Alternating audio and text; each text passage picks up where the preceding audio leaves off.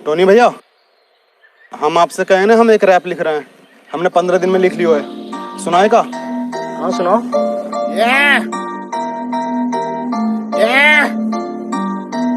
Boy Munna rapper, let's go.